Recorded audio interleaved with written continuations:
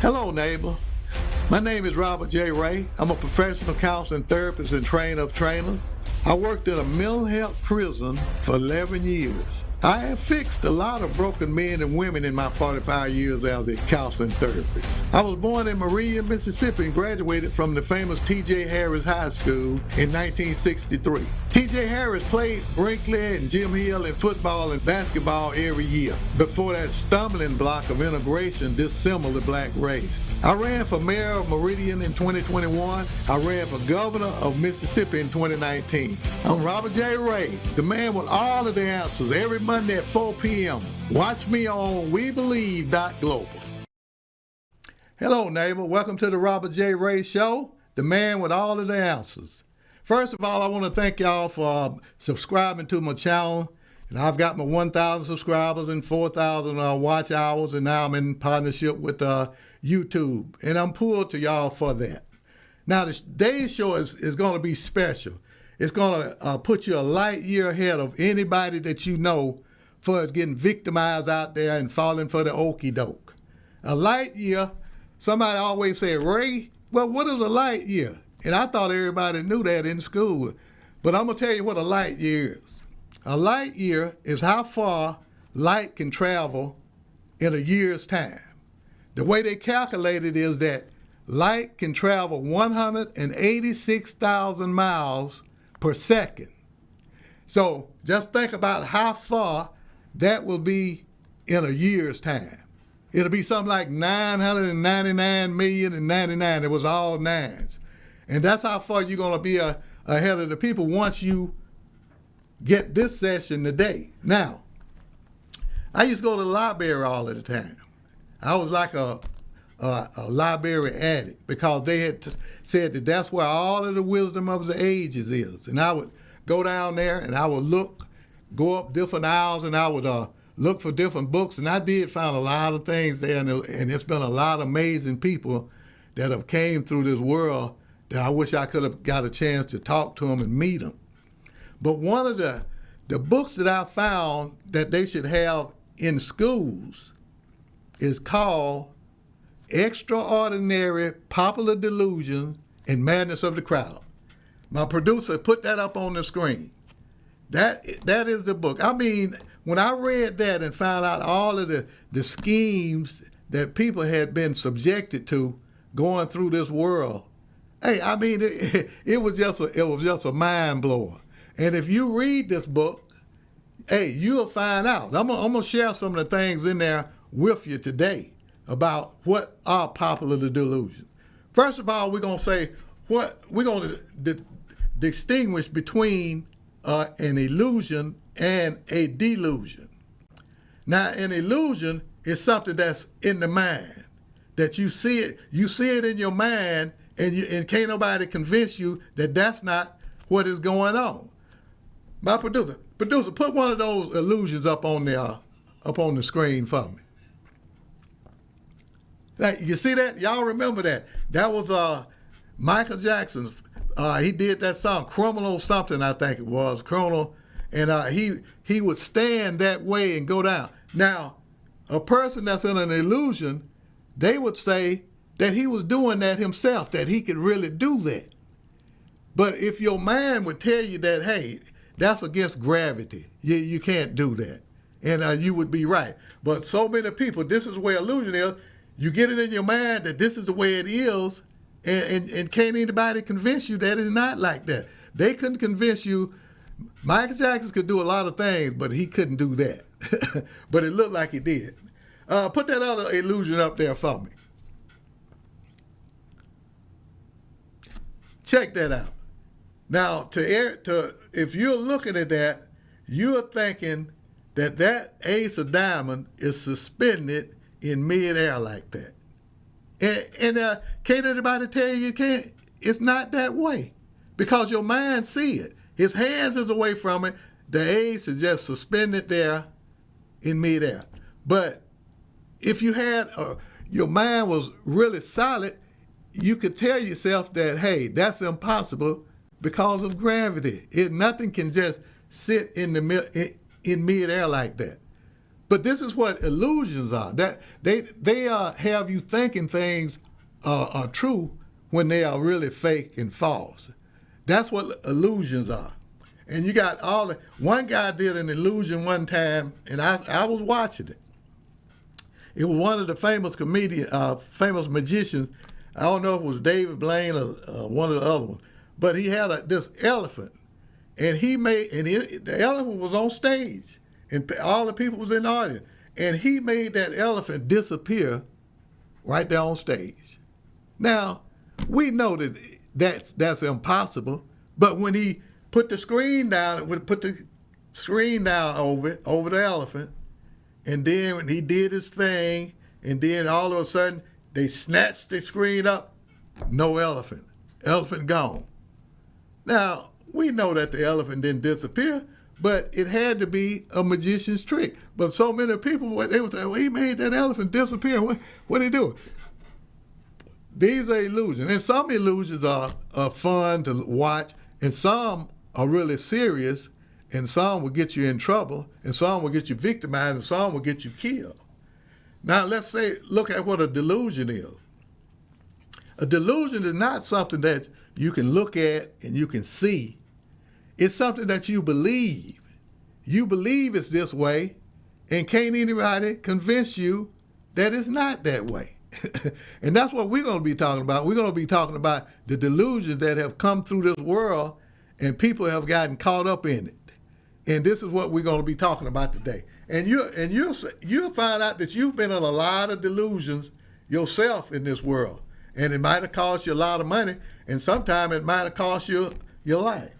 Now, one of the first delusions I want to discuss happened way back in the 1700s, and it was called like the Mississippi Scheme. It was this guy named John Law, and he was a gambler and a person that liked to go around and make money, and through his trickery, and he was a great mathematician, and he used to gamble, and he used to win quite a bit of money gambling.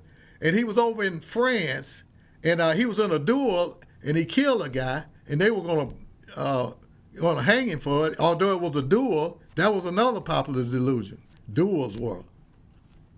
But anyway, he got a chance to escape, and he left and went to France, and he got hooked up with the politicians over there, the Duke of Orleans and a couple more people. And they all needed money. The King James, he needed money. And so Law came up with this scheme that let's create a land bank. And if you know what a land bank is, it's just that we're going to print money to back it up by the land that we have. And a lot of the wise people say, hey, that's not a good idea. That's not going to work. You can't print money on that. And you got to print money on the value of how much gold you have and how much silver you have in sterling. But by the by, he talked them into doing the land bank thing. So you got all this land, and that's where the first paper money was invented, over in France. They invented this money, they made it, and they started trading this money, and that's where the first stocks came up. Everybody was trading in this money. And it was a delusion. People believed they would get rich. And some people did get rich. And that's where a delusion is. A lot of people get rich off of it because they're up at the top when the delusion is first presented. Then they are in on the ground floor, and they get money. So Law started trading this money. Everybody was after Law. They wanted to trade. They wanted to buy. And people were buying this paper. They were taking their gold and silver and buying paper. And this is the delusion that people, and you couldn't convince, and people was telling you, say, hey, don't spend your money on paper. No, this paper, I'm going to be rich. Yeah, I'm going to spend $100 of gold, and I'm going to get $1,000 of paper money. And that's what was going on for a long time. And they was just trading this money like it was going out of style. But once you print so much of this money, and it's based on land, and what can you do with land? You can't give everybody the state's land. So after a while, the paper money started losing its value. And once you find that out, now you got to go quickly and try to sell your stocks and bonds and get your money back so you can get some real money back. One guy sent his servant to trade in 200,000 sterling and bring him back 200,000 sterling. But by the time he got there, the price had went up, and he was able to get $500,000 in sterling. So what he did, he went back and gave the guy what he wanted. His boss $250,000, and he kept $200,000, and he became rich just that quick. And this is the way it was going with law of paper money and stuff. Now, the thing about these are delusions in the paper, and you can say, well, I would never get caught up in that. But I was working out at the prison, and my best friend in time, Mr. Willie, came to me and said, hey, look, this here is a guaranteed thing here. You put in $1,300, and you're going to start getting $500 and $600 and $700 checks a week, 2 or 3 a week. People are already getting it. I said, no. I said, that don't sound right. That's a scheme. I don't see how you could do it. He said, no. I mean, it's solid. It's solid, Mr. Ray.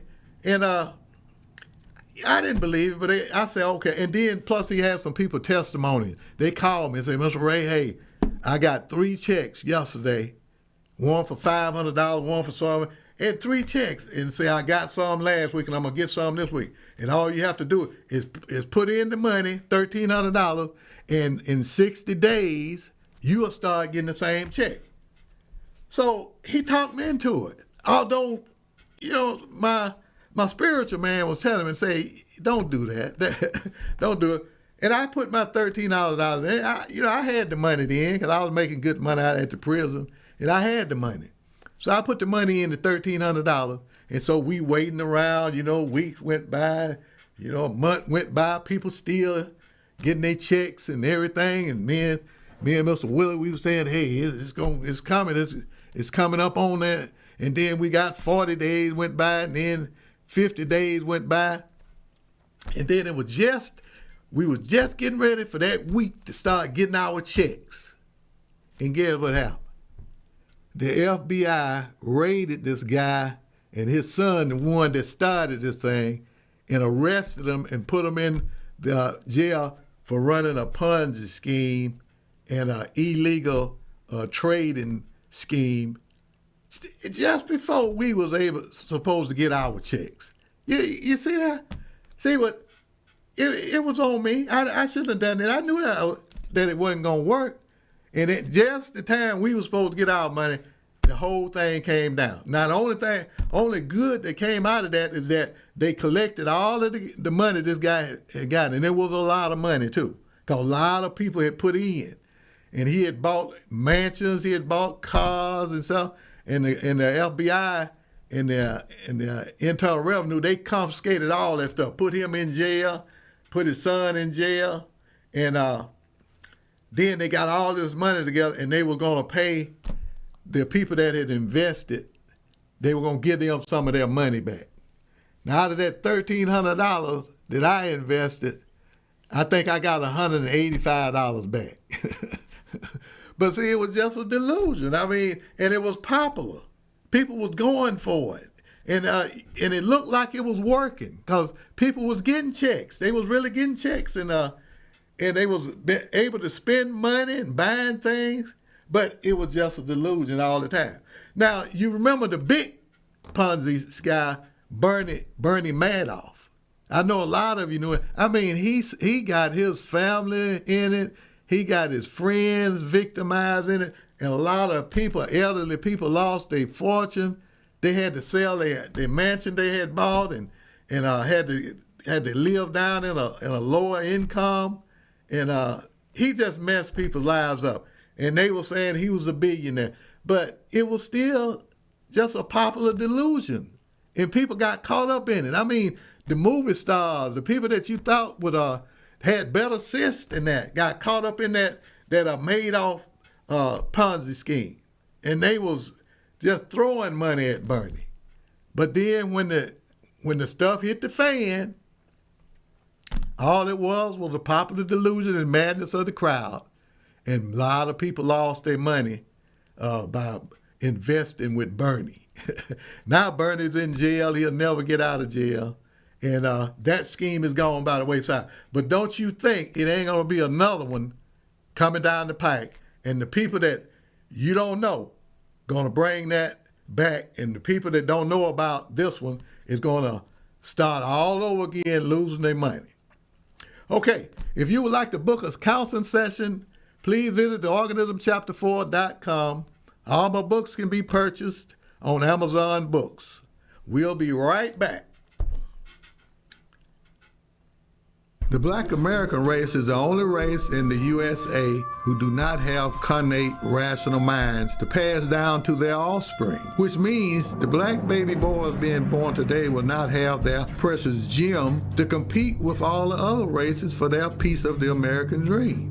Why is it that other races can enter the USA with little or nothing and in a few years have more than the black race? The reason: no rational mind. You have to have a rational mind to operate a business and make it pay. The Black and White Race Rationale by Robert J. Ray. Available on Amazon. Get your copy today.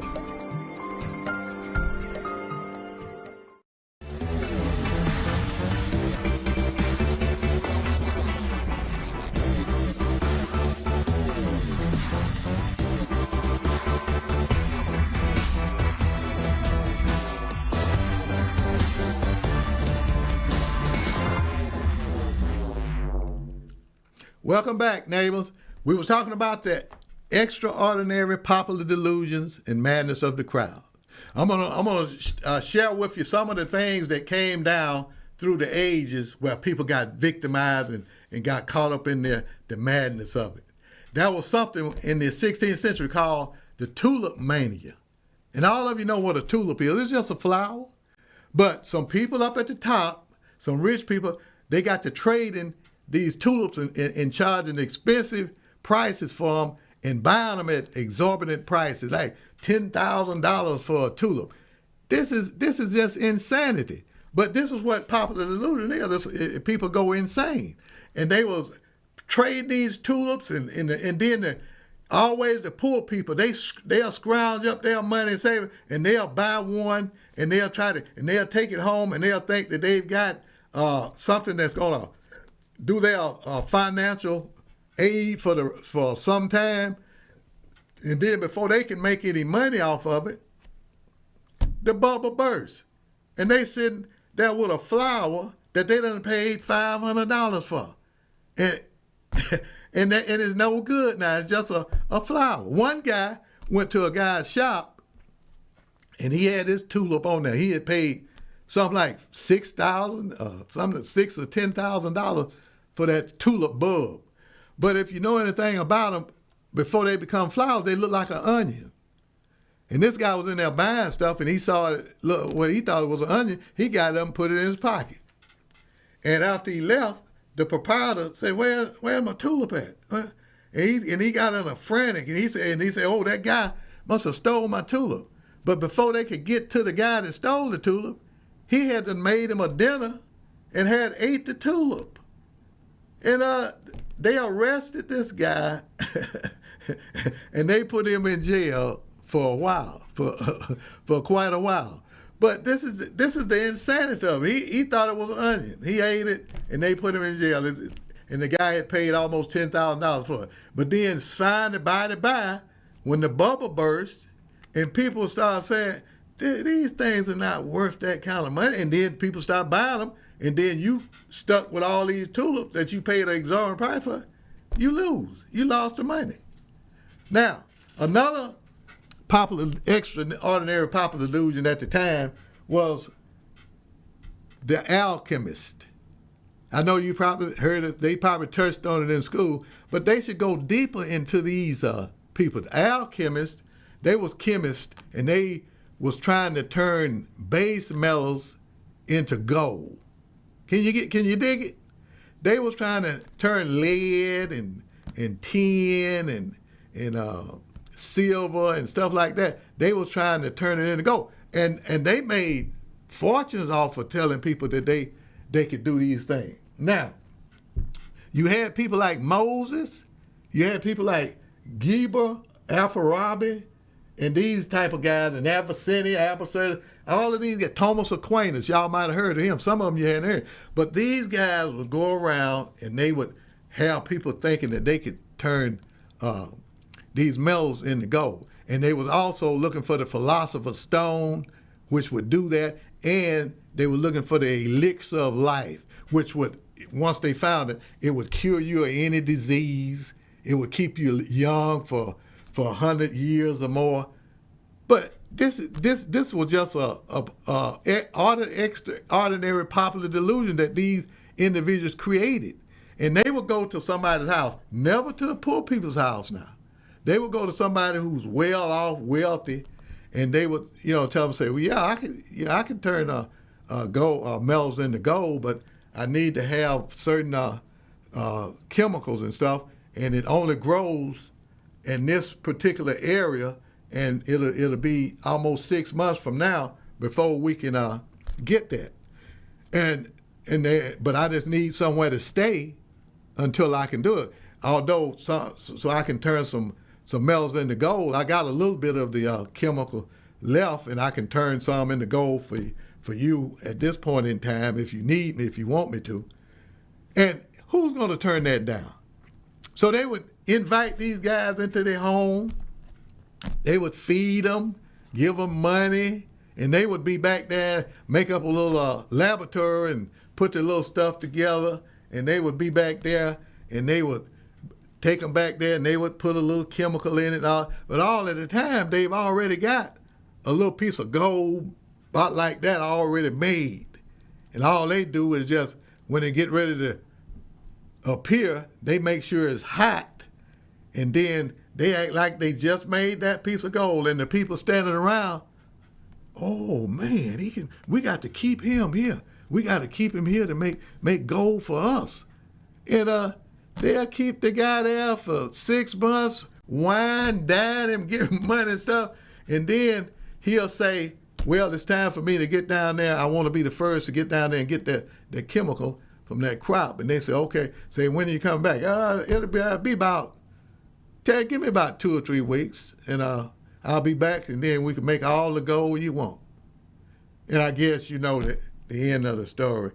They're not coming back. All they doing is going on in another city, another country, and use the same thing over again with someone else. But what about the people that fell for that? I mean, even wealthy people that's supposed to be intelligent and was intelligent and made their money through their intelligence, they would fall for something like that. And this went on up until the 1700s. Some of these guys were still doing these, fooling these people. These alchemists was deluding these people, rich people. They didn't never go stay with poor people and make them the gold, the one that needed the gold. They would never stay with them. They always stayed with rich people that really didn't need the money in the first place. They already had money, but they would spend their money on the alchemist because they thought he could make gold, and they were gonna make them a lot of gold. But it never did transpire. It would always, at the end of the time when the chemical that was supposed to be went and got, and then they was supposed to bring it back, then they would just leave just like they came. And the people back there at the home that took care of them for 6 months, they are so embarrassed and so outdone until they wouldn't tell anybody about it. They would just suck it up and say, hey, don't ever tell anybody how we was victimized by that guy. They'll make us look like fools if we knew it. And the alchemists, they knew that. They knew that they wasn't going to send anybody after them, the sheriff or anybody. They weren't going to send them out. So they did these things all up through the 1700s, and people fell for it. And there were some people that would fall for it today if you went and told them and you pulled the scam off that you could make gold out of certain metals. And they still trying to do that today. It's alchemists or scientists, you would say a chemist, still trying to turn these metals into gold. But people, listen. Silver is silver, lead is lead, gold is gold, tin is tin. And you can't change that. None of that can be changed into gold. Gold is gold. And it has its own chemical makeup. And that's the only way it can be made is by the earth making it. Can't any man make it and make gold. He can purity it. He can do things with it, melt it down and put it on in rings and stuff like that. But he will never be able to create any gold or to make any gold. And this is what a lot of individuals, that's why they get a lot of people victimized, because they people think that they can do anything. And the delusion is that the people believed it. Once he pulled that one scheme where, voila, there it is right there. It's kind of hot right now. Don't touch it. And they was amazed. They saw it with their, now they believe it. He can make gold, people. And they would tell people around there, and yeah, he can make it because we saw him do it. He had the chemical. But why can't he make any more right now? Oh, he's waiting on the chemical. He's going to get it. And he's going to come back, and we're going to have all the gold that we need. That's what the people would be spreading around. But people, you can't make gold. Gold can only be made by the earth, and you can only dig and hit a gold mine or a gold vein, and then you may be able to have some gold in. But you ain't make it. But people believe these things, and they did believe these things. Now, another one, delusion, was the modern prophecies. That's when people would tell you certain stuff, and you would believe it. That you remember back during the, I think it was the 90s, I think, they had Cleo. She was one of the most famous prophets that they would call her up and she would make money and they would charge you by the phone minute and she'd keep you on the phone for 35 or 40 minutes, trying to tell you about what's going to happen in your life and you would be on the phone and you'd have a phone bill, $1,000 phone bill, which Cleo probably got half of that. So these modern day prophets, they tell you the same thing. They tell you things in general, and it could apply to anybody, but you thinking that they talking about you. Oh, how did she know? How did Cleo know that about me? But everybody was probably experiencing that same thing that you was experiencing at the time you was going through it. And Cleo could pick those things up, and then you would tell them things that they could pick up on, like whether you was married or not. If they picked up on that you wasn't married, then they would say, hey, I can see that, hey, he's coming, she's coming, I can see it. All you got to do is be a little more patient, and your dream mate is on the way. I can almost give you a date is when it's going to be. What are you going to be doing on December the 15th, a year from now? Oh, I won't be doing anything. I might go. They might tell them where they go. Their family members at. They might tell you we're going to be going down to visit the family in some parts, and then they'll say, well, that is where you're going to meet the person at. Is down there.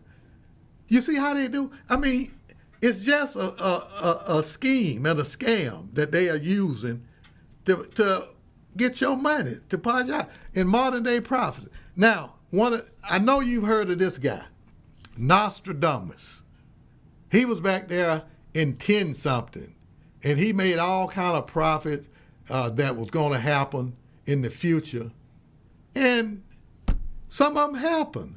But listen, people, they say the way that they do it is that they do so many prophets, they make 1,000 prophets, and some of them bound to happen. And they do. But then when one or two of them happen, they forget all about the other ones that didn't happen, And they concentrate on the ones that did happen, and they go with it. Oh, Nostradamus, he's a great martyr. He's a great prophet. He said this 1,000 years ago that this was going to happen in the politics, in religion. And that's the way it happens. But people buy into it. And people believe that these prophets know what they're talking about. But listen, people, the infinite man know what he was doing when he made it so that you couldn't look at the future. What if you could look at the future? I wouldn't want to, because you would see people's kids getting killed, hit by cars. You would see people dying. You would see people going on the plane, and you know that they were going to die. And it would be just too much. And you couldn't go tell the people about it, because they're not going to believe it. They're going to be a crowd. And if it happened, they're going to blame you for it. They're going to say, well, you said it was going to happen, and you made it happen. And you wouldn't want to, you would be out of your mind just to know something, the thing that was going to happen in a week or so. If you knew the tragedy that was going to be in somebody's life, if you knew they was going to die, it might be your best friend, and you knew that he was going to die next week, what could you tell him that would calm him down and get him ready for it? You couldn't tell him anything. But here you know it, and you want to tell him.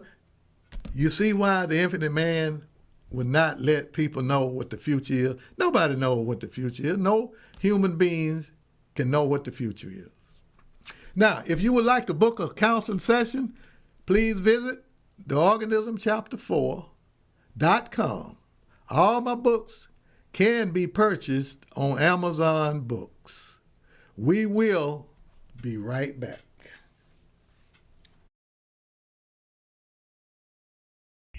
Y'all niggas was born into a faith-only religion. Baptist, Methodist, Holiness, or Catholic. But y'all have one thing in common, believing that faith only will save you. Y'all were taught to believe that Jesus died on the cross for your sins, and y'all bought into it without questioning whether it was genuinely true or not. Just because your parents introduced you into it, but don't blame them so much as the false preachers who preach this false Nicene Council 325 AD doctrine. The Nigger's Holy Bible by Robert J. Ray, available on Amazon. Get your copy today.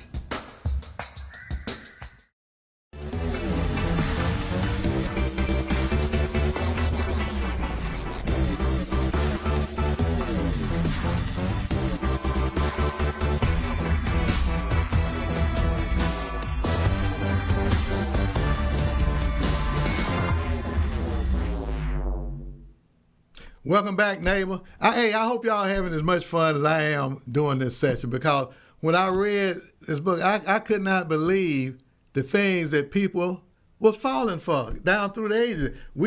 It just ain't the Ponzi scheme ain't just started at this point in time. Hey, they've been going a long time. Now, they had one called the Magnetizers. This is when they was saying that they could fix anything in your body by magnet, with a magnet. And people was buying into it. And one time, people would get these magnets, and they would go and they would run them down people, and they would tell people that they was cured, and the people would pay them, and they wouldn't be cured. The people would still die. Because if you think about it, if somebody came to you and say, hey, I can take this magnet here and fix you, it's called magnetize. I'm gonna magnetize your body, and you're gonna be straight. You should understand that a magnet can only be attracted to iron, metal, and other things. You don't have no metal in your body. It's all meat and bones. But a lot of people fell for that, the magnetizer. Now, another delusion was about the hair. Back in the days, they would get into people about their long hair, the beards. They was taxing people for having long hair and beards. And they was outlawing hair and stuff. But you remember that came up again in the 90s, in the 80s, in the 60s, where they talking about these long hair. Oh, those long hairs over there, they ain't no good to nobody over there. They won't work. They smoke that pot and stuff like that. And it was just another extraordinary popular delusion. People was wearing their hair long. And then a lot of the religious people, they was standing, the Catholics, they was censoring people for wearing long hair. And then I was thinking, I say, now look, I say, now if you're censoring your members for wearing long hair, what about the God that you worship? Every picture that's been drawn of Jesus, he had long hair. So I said, couldn't you figure it out that, hey, the hair didn't have anything to do with anything? But today, hair is a big thing in today's. It's in a popular delusion, extraordinary popular delusion today. People are buying hair, they putting hair on, they weaving their hair, and they just went crazy with this hair thing. And who's making the money? The people from India. They are making the money. See, it's just a popular delusion. Once they seen that they had a market for it and people was going to buy it, and mostly the black race is the one that buy it, and they sell it. They going over cutting all their hair off the kids and everybody else and packing it up and sending it over here because they know even though they got a luxurious hair on their head, it doesn't mean anything. They could shave that off and make that money because there's a lot of poor people in India. That money could be the difference between living and dying. And for hair, oh, hey, you can have it.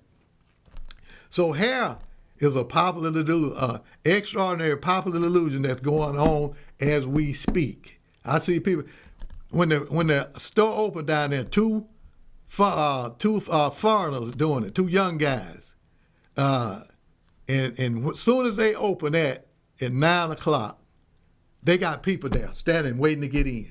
They got black females there waiting to get in. And it's nothing but a popular delusion. And when they come out of it and they look back and they say, we spent all of that money on hair and it doesn't make any difference in our lives. Our lives didn't get better. We didn't get any prettier. And now we lost all that money. We'd have put that money in the bank account. Hey, that money would have been coming handy today because that hair, a lot of that hair is really expensive. I've heard some of the newscasters on the news, they say they paid a fortune for that. And a lot of the superstar females and actresses and actors, they paid a lot of money to have that hair hanging down and luxurious like it is now. So hair is a popular delusion that you can look at that's going on today. Now, this one here is one that had the most folly to it. Let me check and let me see if I can't read this a little bit out of this book here. And this is in the popular delusion. Hey, you probably read about these in school. The crusades. Now this was one. Let me put my phone. It said that every age has its peculiar folly, some schemes, projects, and fantasies into which it plunges, spurred on either by the love of gain, the necessary excitement, or the mere force of imitation. Failing indeed, it has some madness to which it is goaded by a political or religious cause. This was done by religious cause.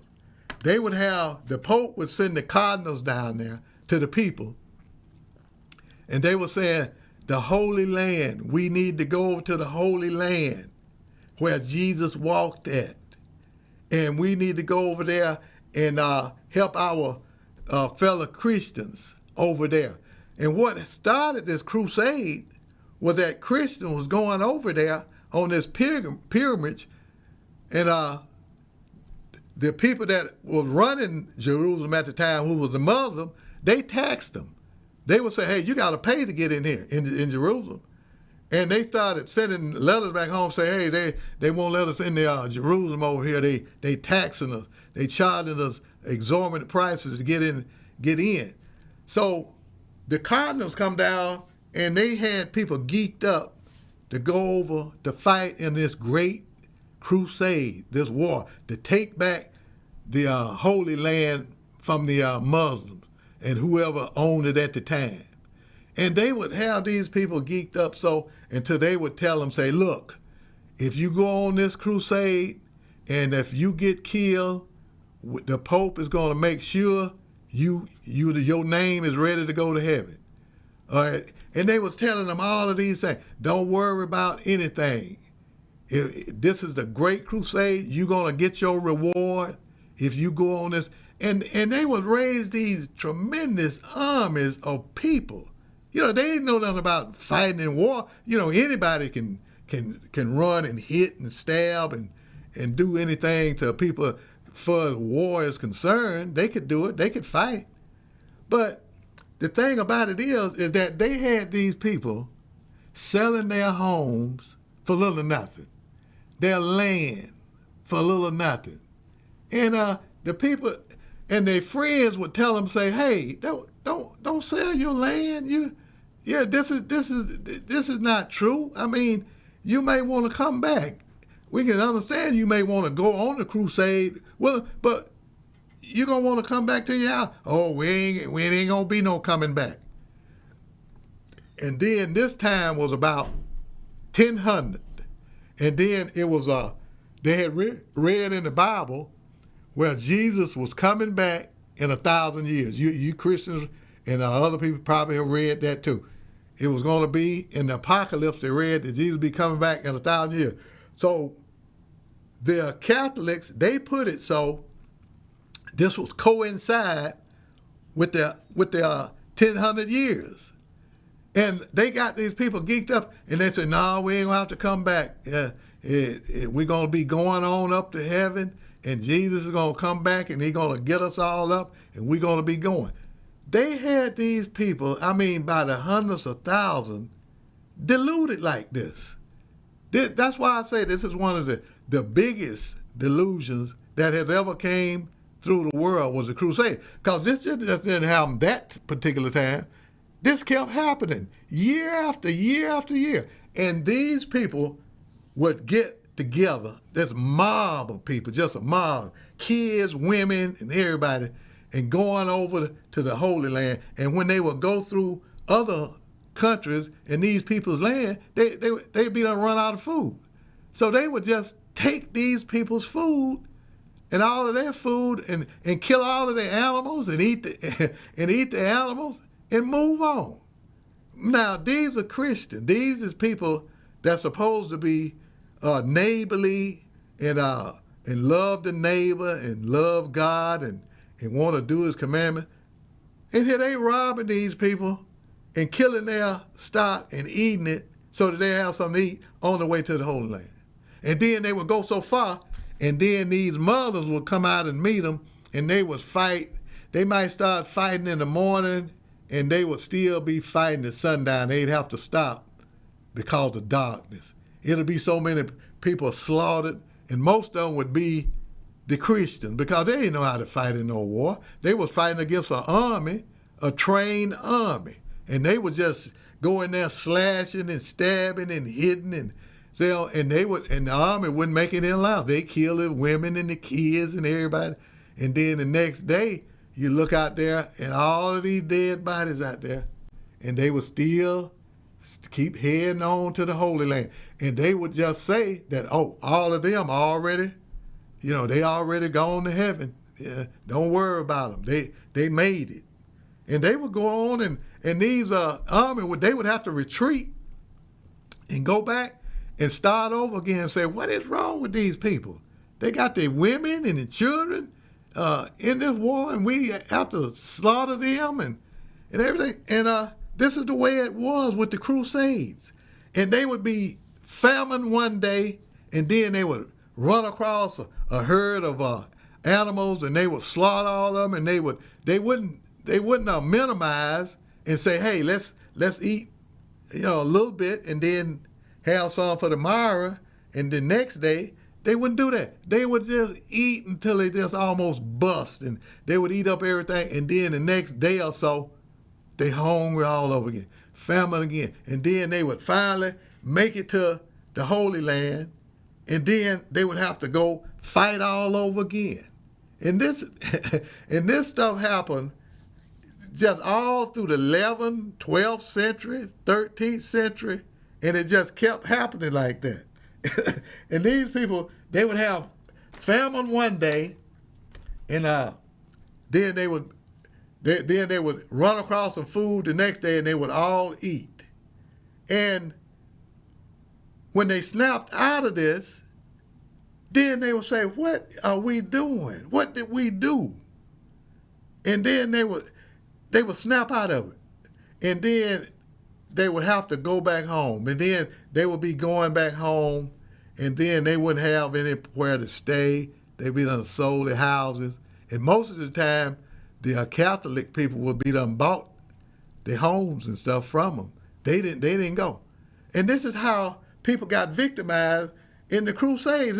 All of the Crusades that you learn in school about was nothing but a big, extraordinary, popular delusion and madness of the crowd.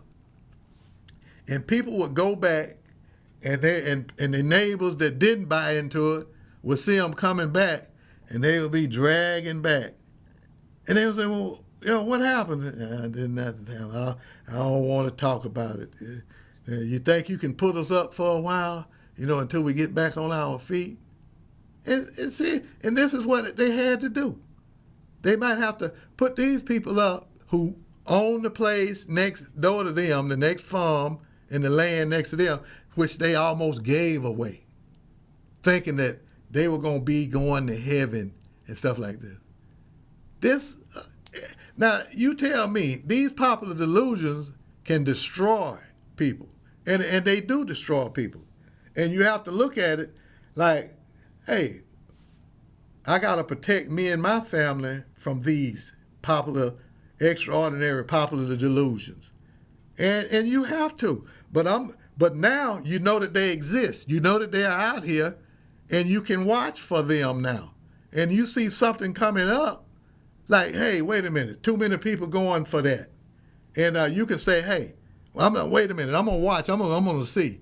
This here may be one of those extraordinary popular delusions Mr. Ray was talking about. And 9 times out of 10, it will be. Okay, if you would like to book a counseling session, please visit organismchapter4.com. All of my books can be purchased on Amazon Books. We will be right back in a minute.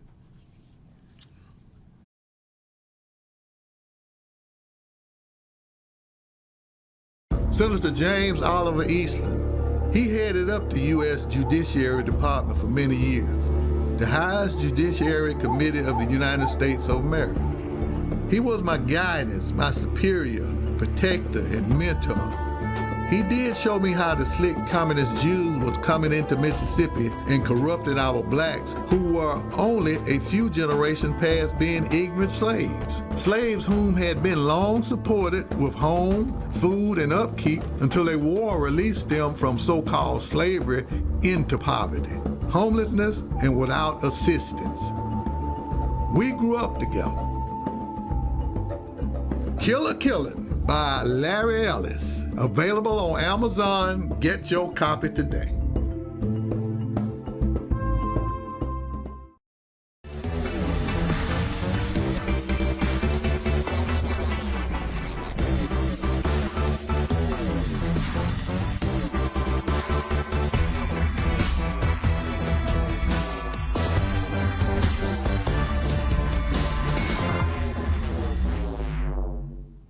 Welcome back, neighbor. Hey, we're going to continue with a couple, 2 or 3 more popular delusions, extraordinary popular delusions, and madness of the crowd. Now, another one was, I know you've seen this because they made movies out of this. It's called Witchcraft mania. This was back in the 16th century, where they would just accuse females that they didn't like or wasn't living like they was living, was around there cooking up certain things, mostly food and stuff, or canning, and they would label them as witches. And so all you had to do is a couple of teenage girls or somebody, and then say, oh, I saw her bring a chicken back to life one time. I saw her wring a chicken's neck off, and the chicken got up and walked around, and she put the neck back on the chicken. See, lies like this, and that would be enough for the church people to label some innocent female as a witch. And you know what I know you read about all that in school and some other places where they would take these witches, these women, and they would either dip them down. They would put them in the basket, and they would dip them off in the lake, and they would drown. That time they would say, "Hey, we'll dip you in this water," and they would almost drown them. And they say, "But if you do any more witchcraft stuff, then we're gonna burn you at the stake." And what can she do? She can't do anything but what she know to do, and that's what she been doing, cooking and cleaning around the house and doing whatever else. But let these demonic people, they say, "Oh, she's up to it again. She was around there cooking something up, and she gonna put a curse on all of us and stuff like this." And they'll go get her and try to make her say that I'm a witch. And if she wouldn't say it, and if she did say it, they were gonna kill her anyway.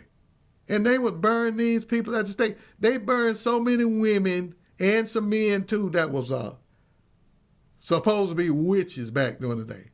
And it wasn't nothing but a extraordinary popular delusion that somebody started. They got a lot of people victimized, a lot of people killed, and this is what happened back then. Now, this next one, this is really going to knock you out of control here. This one was called, at one point in time, there was something called the slow poisoners. I got to read a little of this out of the book here. This is what they say about the slow poisoners. They say, their atrocious system of poisoning by slow in their operation as to make the victim appear to be ordinary observers as if dying from gradual decay of nature. There has been practice in all ages. Those who are curious in the matter may refer to the Bechamel secrets of poison. Early in the 16th century, the crime seemed to have gradually increased till in the 17th century it spread all over Europe like a pestilence. Can you imagine people poisoning people slowly? You know, wives poisoning husbands, husband poisoning wives. And it got to be a popular delusion. People, you see somebody this week and the next week they will be gone. And you would think, well, what happened to him? Well, he got sick and all of a sudden, and he died. But it was all about the slow poisoning. And people use this to get rid of the people, to get their parents' estate quicker. They poisoned their parents and got them out the way so that they could have their estate and their money quicker. But it was one particular one that I have to tell you about. It was this guy named Overberry, and he was in the court, in the king's court. But he was a manipulator. He was a demon, and he would make all of the liaison between people that was committing adultery, and there was one lady that was committing adultery out there, and he would set it up, and he would go and he knew everybody's secrets. And one time, the person that he was helping do this stuff got hooked up with this person that he didn't like. So he told him, say, "No, I ain't gonna do anything else. I ain't helping you. She ain't no good. I'm not gonna help you do it." And the female got wind of it. He said, "What? He ain't gonna look. We got to get rid of him. We'll set something up for him." So what he did, the king said that he was gonna make him the ambassador, which these people had set it up, ambassador to Russia. This was in England, and when you turn the king down, you go to jail. You don't if he appoints you to go somewhere to represent him, and you say, "No, I don't want to do that," he'll put you in jail. He'll put you in the tower. And that's what they did. These two people, these two lovers, they schemed for Overberry to be pointed to Russia, and then they told Overberry not to go. Don't go to Russia. turn it down. They just trying to get rid of you. And this is what Overbury did. And sure enough, the king put Overbury up in the tower now. So they started writing letters. So these two people that was eventually going to kill him started sending him poison treats. All kind of sweets and all kind of cakes and sweet meats and all kind of cakes and stuff. And all of them was poison. They had spiders in it, they had mercury in it, and all kind of different type poisons in it. And they would write a letter, and then but they had to get the jailer and another person, a doctor, and all of these people to go in cahoots with him to poison Overbury. And they did it. They were sending him up there, and he was just eating it, and he was just slowly going down. But he wouldn't die. I guess he got immune to some of the poison and stuff. So eventually, he had ate all of these sweets and all that, and then they tried to give him a big dose, and they said, hey, he lasted to it. And they finally gave him a big dose, and that's what killed him. They buried him, and then the rumor started getting around that, hey, something happened to Overbury that they poisoned him. And in the end, they rounded all of them up, and they sent them to the death penalty. And that's how you would get. But it didn't stop people from poisoning people. People went on with this, and this goes on today. If you ever watch Forensic Files, you will see that a lot of times the person commits the murder by trying to poison the individual.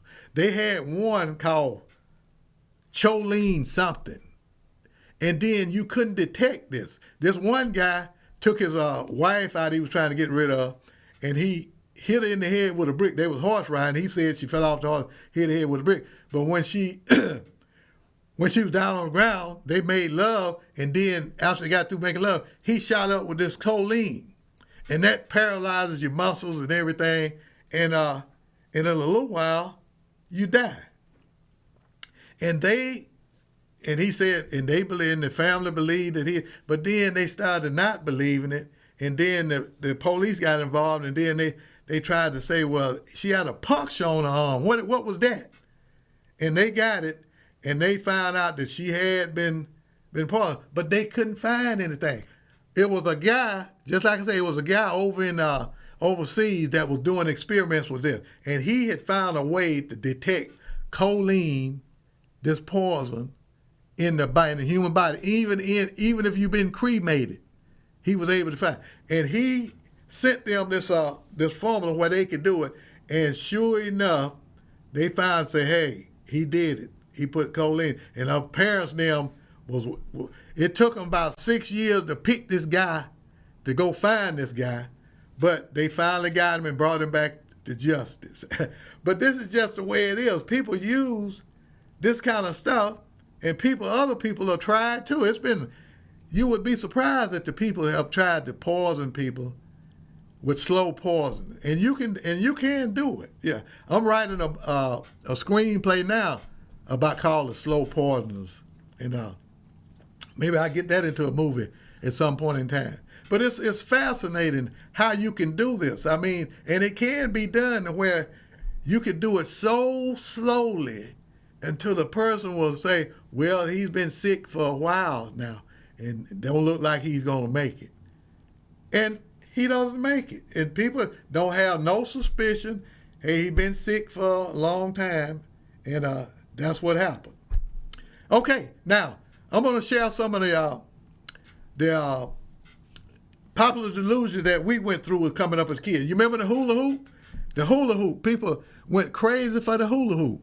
Now, my son said it was laid out in the park up north, and she come out there and she used 3 or 4 or 5 hula hoops at one time, so she's perfected it.